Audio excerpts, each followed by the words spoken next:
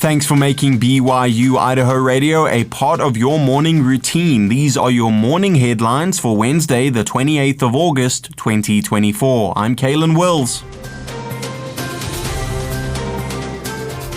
Idaho Fish and Game is holding a design contest for the 2025 Idaho Fish and Game licenses. This is the contest's first year of being held. The Idaho Fish and Game has used hard copy licenses for 4 years. The licenses will display iconic Idaho species like bighorn sheep, mountain goats, red-band trout, and sockeye salmon. According to Idaho Fish and Game website, submissions are required to include designs of these specific species. The contest isn't limited to Idaho residents, anyone can enter. Fish and Game will select one fish submission and one big game submission. Winners will receive an award of $1,000. Entries are due August 31st and winners will be chosen by September 5th. For submission requirements and any questions, go to idfg.idaho.gov/articles.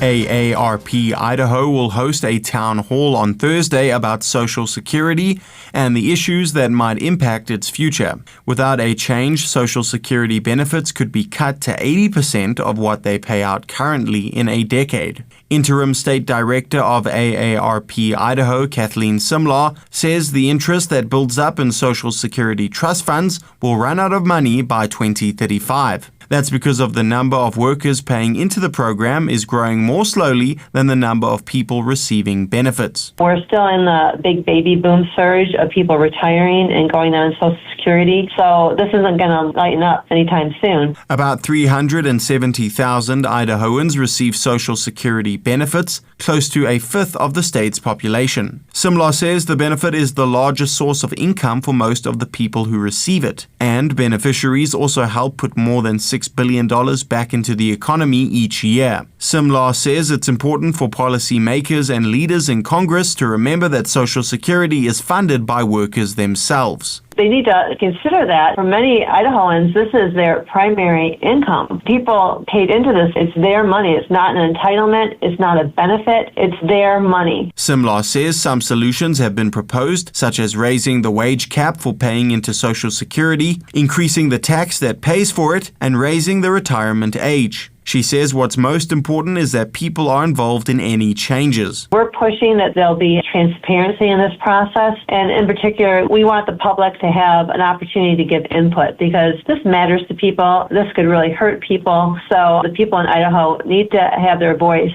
raised as the solutions are being discussed. The town hall can be streamed on AARP Idaho's Facebook page or heard over the phone at 866-767-0637 at noon on Thursday. According to EastIdahoNews.com, Idaho Governor Brad Little announced an additional $10 million in funding to support the long-term health of the Eastern Snake Plain Aquifer. This new allocation, directed to the Idaho Water Resources Board, adds to the $30 million already provided by the legislature and the governor. Governor Little discussed the aquifer's future and the current water situation in an interview with EastIdahoNews.com, which can be viewed on their website.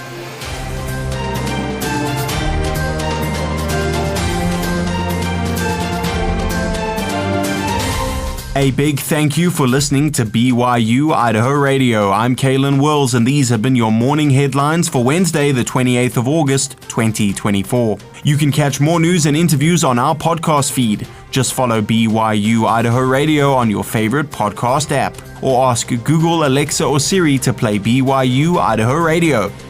Be informed, be inspired. BYU-Idaho Radio.